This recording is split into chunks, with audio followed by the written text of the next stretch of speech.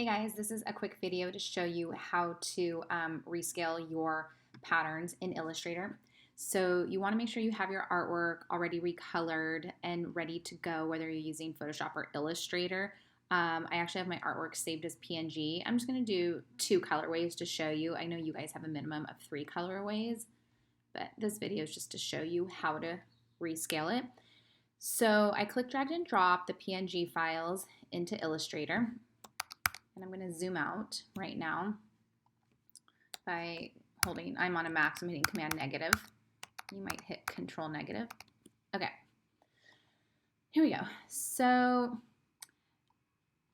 right now, I should probably let you know that my files are actually linked. They're not embedded. So first of all, I'm going to select them both and embed them, because otherwise, when you upload your AI file and I open it, none of your prints will be there. It will be gone because they won't be linked to my computer. They're linked to yours. So you want to make sure they're embedded. So start with that. The next thing is, if you choose to rescale them right now, before you put them in your swatch palette, you need to select all of your artwork and rescale them at the same time so they're exactly the same scale. So there's a lot of room for error there. So I actually recommend just not rescaling it yet. Instead, I'm going to open up the window and I'm going to open up swatches. I didn't mean to open up that. That was a mistake. Okay. So I'm clicking this one, I'm dragging and dropping it, and then I can delete it. I'm clicking this guy, drag, drop in my swatch palette, and then I can delete it. I don't really need it. So I'm going to zoom back in on my CAD right here. Okay. So this CAD does need to be drawn to where you have each pattern piece can hold a separate fill, because we want to make sure that our print doesn't line up perfectly, because if you send it to a factory where the print lines up perfectly, they're going to think that you are expecting the factory to sew it that way, and they will charge you more. So it's really simple, and it's important to learn how to do. So to make sure your CAD is ready to go. And I have another video to show you how to split up your CAD if you didn't draw it that way initially. There is a pretty quick way to fix it.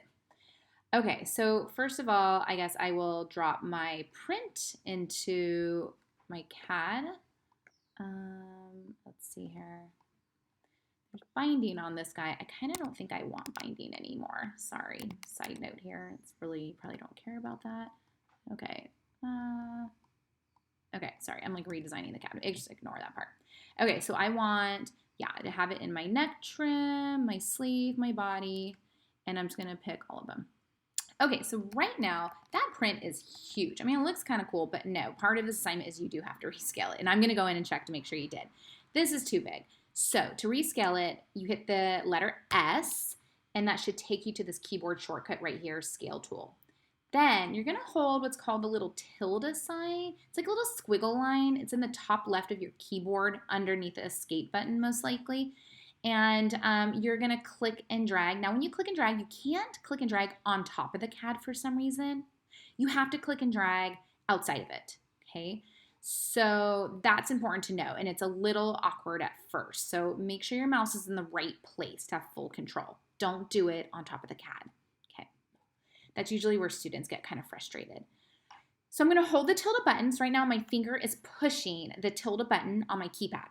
And then now I'm moving my mouse and I'm going to push the left button. So I'm clicking and dragging and I'm rescaling it. Now the only problem is, do you see what's happening? It's going to be distorted. So to make sure I don't distort it, I have to hold Shift. And Shift, I just pushed Shift on the keyboard. Shift will keep it proportional. So I did that one time, and I want to do it again, but it went back to my pen tool, a version of my pen tool. So to do it again, I have to hit the letter S, and then hold down tilde, click and drag, hold down Shift and tilde at the same time, let go of my mouse, let go of the keyboard. Okay, it's really important you do it in that order, okay? Keep playing around with it. You can make it bigger, you can make it smaller, as much as you want. Another way to do it, you can go Object, Transform, Scale, and you can type in a percentage. So right now, I did it 24%. You can type in 22% and hit Preview as well. That's another thing too. Just did it really small. That's pretty teeny. It's up to you what you think looks best. Let's see here. Maybe I'll bring it back to what it was. Make it like 90%. Okay. So next what you want to do is, again, I cannot have this lined up or my factory is going to have a heyday with me in charge. So you want to click, maybe I'll click this middle one. And then now normally to move something, you just are in the black or the white arrow. Now this should be grouped. When I click this guy, it is, and I think it is. Let me move it. Yes, this object has been grouped. So, so in order for me to select just the sleeve, I need to use the white arrow. So I'm going to click with the white arrow so just the sleeve is selected. Or actually, I'm going to do the bodice. Just the bodice is selected. So now if I move it, it moves the whole thing. Command Z. So to only move the print, you need to hold down the tilde button. See how I can move just the print? And really that's all I need to do. Just move that bodice because now it's just not connected. So that's really important to do. Okay. Okay, so once you have your print the way you like it, the print's like, not matching and it's the right scale, that's a good time to go ahead and copy and paste your CAD to put in your other prints. What I like to do is I like to lock my first one, and then I like to get the magic wand. I just hit the letter Y. It kind of looks, the capital Y kind of looks like a magic wand, I guess. That's how I remember it. And then I just selected it, and everything that's selected should be your print. The fill should be on top, and then you can just pick the other print color and it'll just copy it exactly. If for some reason, okay, let's say that print is actually really big. So if I were to click it one more time, it goes to its original size. So let's say you accidentally do that and you're like, oh no, I have to rescale it. It's not a good idea to rescale it by sight, by just looking at it.